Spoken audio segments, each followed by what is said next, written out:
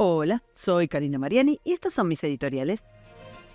El editorial de hoy, la plurinacionalidad, el nuevo mito refundador de la izquierda. Tres grandes capacidades tiene la izquierda para marcar agenda política. La de retorcer las palabras y sus significados, generando guerras semánticas. La de buscar en el fondo de la olla relatos y epopeyas victimizantes y las consecuentes víctimas para ser gerenciadas. Y la de inventar problemáticas difusas, arbitrarias, ingrávidas, lo suficientemente caprichosas como para que puedan amoldarse a la necesidad política del momento.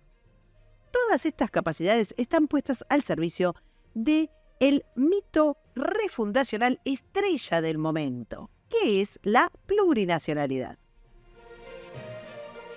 La noción de Estado plurinacional cobró vigor en Sudamérica con el auge del castrochavismo en la primera década de este siglo.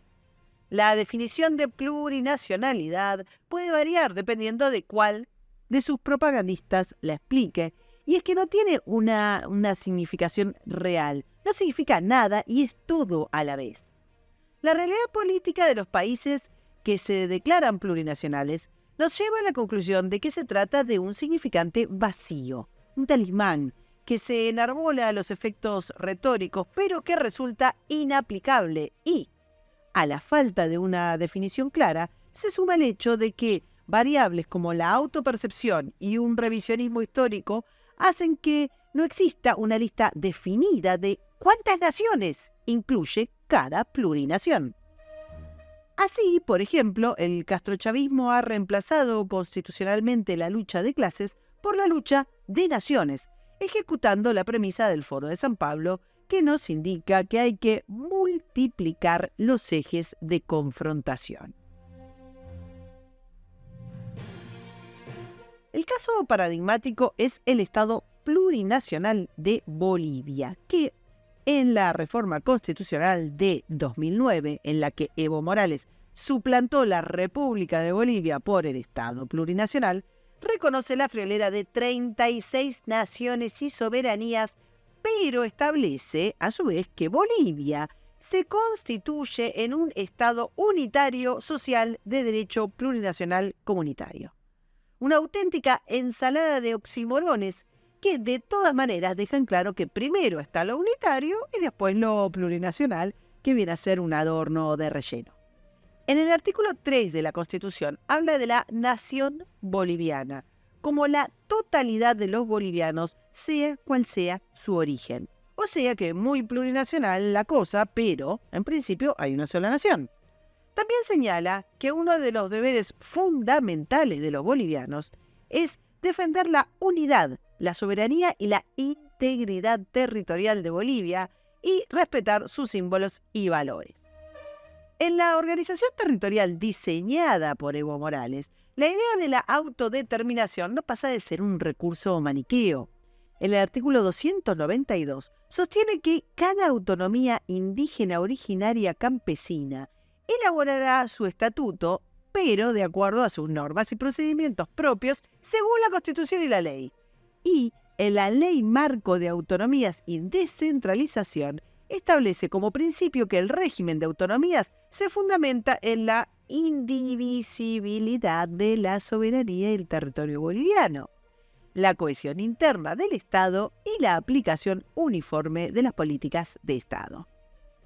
Lo cierto es que el manejo arbitrario de la Carta Magna le ha permitido a Evo Morales atropellar los derechos humanos, reprimir brutalmente la disidencia, tener presos y exiliados políticos y usar la muletilla de la plurinacionalidad para disimular que se trata de un gobierno tan centralizado como totalitario. Ecuador también es un estado declarado plurinacional por la Constitución del 2008 de Rafael Correa, que proclamó en su primer artículo que es un Estado constitucional de derechos y justicia, social, democrático, soberano, independiente, unitario, intercultural, plurinacional y laico.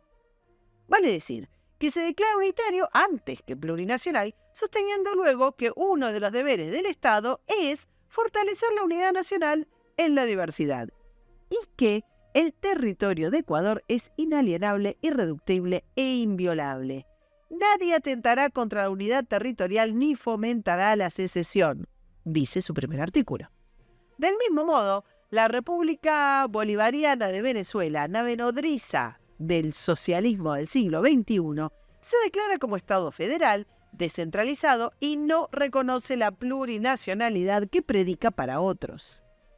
La reforma constitucional de Hugo Chávez de 1999 sostiene en su artículo 126 que los pueblos indígenas y sus culturas de raíces ancestrales son parte del Estado venezolano único, soberano e indivisible. Sin embargo, bajo la narrativa de la plurinacionalidad están el resto de los planes de reforma constitucional que la izquierda viene promoviendo en todos los países, siendo particularmente exótico el proyecto chileno rechazado en 2022, que reconocía más de una decena de naciones dentro del Estado chileno, con tribunales propios y poder de autodeterminación. El planteamiento del Estado plurinacional es transnacional y está asociado al relato del victimismo identitario que en América adopta la forma de indigenismo y en España de independentismo, y que sostiene que en estos países no se respetan los derechos, las culturas y la determinación de sus integrantes. Esta refundación implica pasar de un Estado donde la pertenencia se define desde la nacionalidad y los factores culturales en común, a un Estado donde dicha pertenencia se define por la diferencia y se distribuye en diversos colectivos agrupados por factores aleatorios como la etnia, el lenguaje, etc. Esta mistificación llega al extremo de considerar que los ciudadanos de las diversas naciones dentro de ese Estado no tienen ningún vínculo en común. La plurinacionalidad es también una cruza del revisionismo histórico y de la creación del hombre nuevo, un proyecto a partir del cual se construye una nueva identidad basada en la reivindicación de colectivos que previamente deben aplicar en la narrativa progresista, claro, a la categoría de oprimidos. Estos colectivos deben percibirse usurpados, sometidos, discriminados y desplazados. La obsesión y urgente necesidad de la izquierda de encontrar nuevos actores que puedan demandar algún tipo de utopía encuentra en el integrismo identitario nuevos referentes para imponer el conflicto. En este caso, entre la estructura administrativa de los países y los pueblos oprimidos por esta.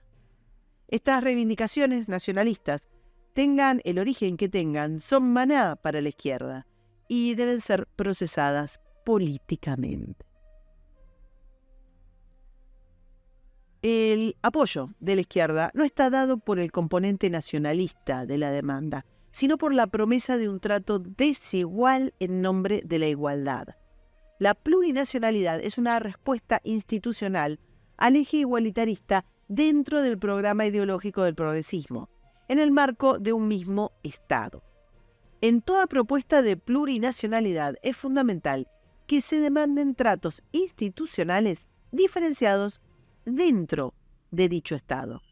Afortunadamente, en todo Occidente se valora la diversidad cultural, que incluye la incorporación a la vida cívica de distintas competencias lingüísticas, culinarias, estéticas, artísticas, distintos rituales, vestuarios, tradiciones y valores.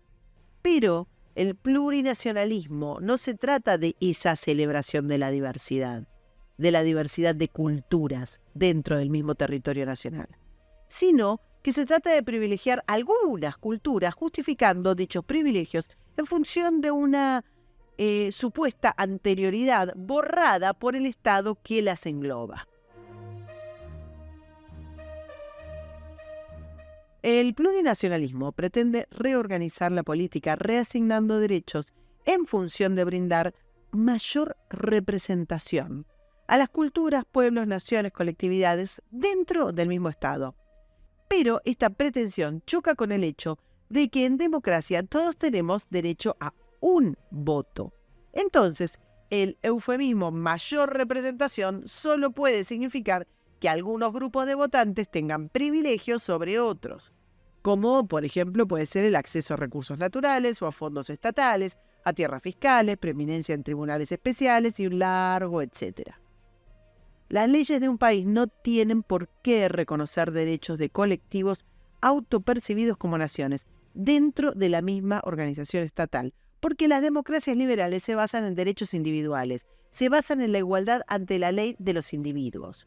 Si los individuos tuvieran más derechos o privilegios por pertenecer a un determinado colectivo, esto sería una violación fundamental de este ordenamiento, del ordenamiento democrático. Esto no significa que las personas no formen parte de uno o más grupos culturales, étnicos, religiosos o políticos, sino que no tienen en función de esa pertenencia fueros o derechos distintos de los de cualquier otro miembro del Estado. Estableciendo la desigualdad ante la ley bajo la dialectización de los derechos de las plurinaciones, se genera un sistema de castas, lisa y llanamente. Este sistema contradice el concepto de derecho individual y, finalmente, quien gerencia al colectivo gerenciará los privilegios de sus miembros. La libertad de celebrar la propia diversidad es de las personas, como es de las personas la responsabilidad por sus actos. Por eso, reorganizar el sistema legal de tal modo que los fines de ciertos grupos pueden estar por encima de los fines de otros grupos en función de ampliar la representación política es atentar contra el corazón de la democracia en busca de la confrontación permanente. Resulta evidente que se trata de una emboscada que genera divisiones tajantes y los conflictos van a estar garantizados. El concepto de Estado plurinacional es un instrumento con el que se instala la división social. La trampa consiste en suplantar la diversidad cultural, que es de lo que se nutre una sociedad, por una competencia de naciones dentro de una estructura administrativa. No es lo mismo una nación con diversidad cultural que varias naciones compitiendo dentro de un Estado, bajo el principio político que les permite aspirar al pleno ejercicio de los derechos de cualquier nación, como por ejemplo un ordenamiento jurídico propio, la soberanía territorial, el control de las fronteras, etc. Tarde o temprano, la plurinacionalidad termina fraccionando territorialmente un país. Occidente, por supuesto, es el único lugar en el mundo donde el respeto a la diversidad cultural es un valor y está garantizado. Sufre a la vez un sentimiento de culpa sobre su historia y la evolución de sus propios valores. Es curioso que su principal virtud sea la clave de su vergüenza y que no se permita medirse en comparación con el resto de las culturas. Un rápido escrutinio comparado permitiría poner blanco sobre negro acerca de el respeto a lo diverso que implica el mito refundacional de la plurinacionalidad y de los violentos peligros que engendra. Esta guerra semántica, que busca torcer el significado del concepto pluralidad, es una nueva ilusión dialéctica que no pretende descentralizar sino ampliar mecanismos de control centralizados que en un ordenamiento republicano serían imposibles. Por eso, en los países que vienen aplicando este neoparadigma político, no existe ni más autonomía, ni más libertad, ni más respeto. El relato victimista que dio lugar al concepto de plurinacionalidad, con un supuesto centralismo que agobiaba la diversidad y que impedía la democracia, fue la excusa para que el castrochavismo se hiciera con el poder y asfixiara la alternancia. Ahora, la plurinacionalidad, que no es otra cosa que el socialismo del siglo XXI, toca la puerta de España. Para escuchar todos los editoriales, suscríbete, me gustealo, compartilo y nos vemos en la próxima. Muchas gracias.